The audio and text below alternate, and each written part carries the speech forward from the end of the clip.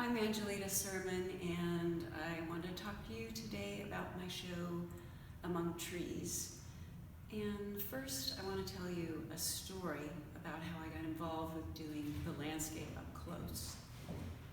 About 8 years ago, my husband and I were driving over in Central Oregon, and we saw a van over on the side of the road, but didn't think much about it. And then a few seconds later, a horse ran perpendicular to the road in front of our car.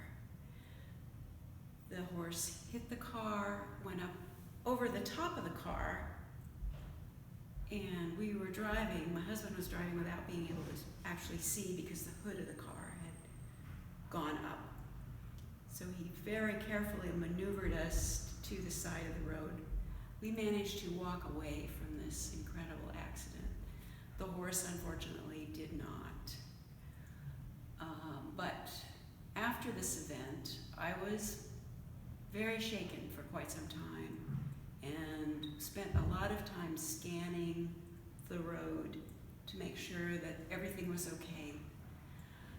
About a month after this happened, we had planned to go to the coast. And so, with all the various things that go on, various animals that could be popping out at us, I was petrified. But I continued to scan the sides of the road, checking to make sure there wasn't a deer or any other sort of animal that might run out in front of us. Over the years, from this scanning, I have become acutely aware that there is a beauty in the side of the road, in the tangle of the underbrush, below the trees, below the forest canopy, near the water's edge, and that has become a focus for my work. So out of this really horrifying experience has come a source for me.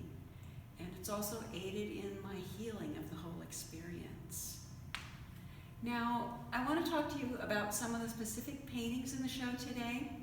So the painting behind me here is called Will and Bloom, and it's from the Reed Canyon area in Portland. But it's reminiscent of a lot of places in Oregon and a lot of places where maybe you have been that aren't Oregon. And so the trees, the wild plum has begun to bloom, and it's mixed in with the dark forest evergreen trees. Another painting I want to show you is this one here called Dogwood Dazzle. And I did this shortly after a friend of mine had died. It was an artist friend who was really instrumental in my professional life and showing me what it's like to be an artist. Very powerful person, very powerful work. And I wanted to somehow impart in the painting the strength that he had and bring that to the work.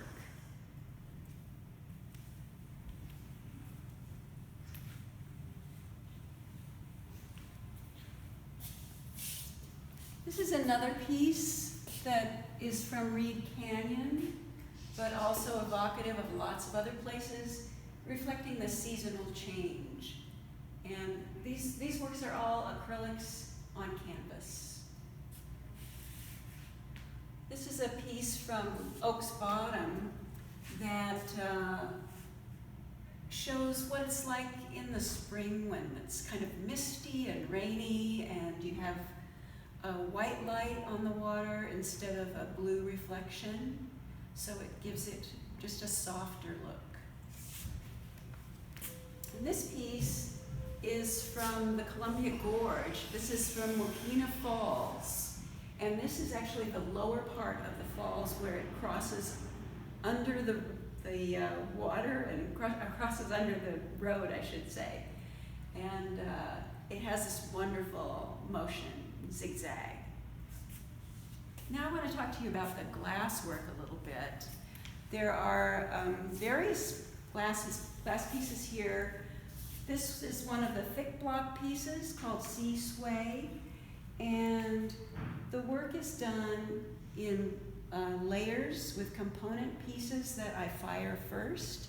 There are sheets of glass that are fired in the kiln with various pieces of glass on them.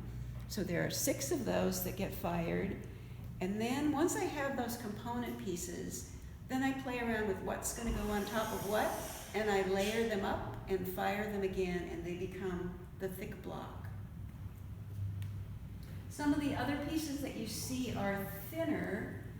This is this piece called Spring Color, and these are created much like my paintings, and they go from background to foreground with repeated firings in the kiln. And so that creates a visual as well as realistic depth to the work. This piece around the corner here is called Woodland Breeze, and this is a process where I made a slider. I actually put particles of glass and little pieces of clear and colored glass on the kiln shelf while it's at an angle. And so then it actually makes everything slide. So that was the base, and then I did multiple firings again on top of this to bring in all the other pieces. So that's a little short view of the show. In part 2, I will show you the actual process. Stay tuned.